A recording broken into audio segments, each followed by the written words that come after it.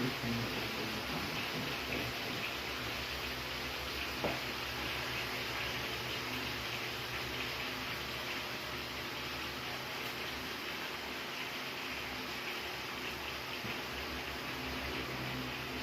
mo nga yan.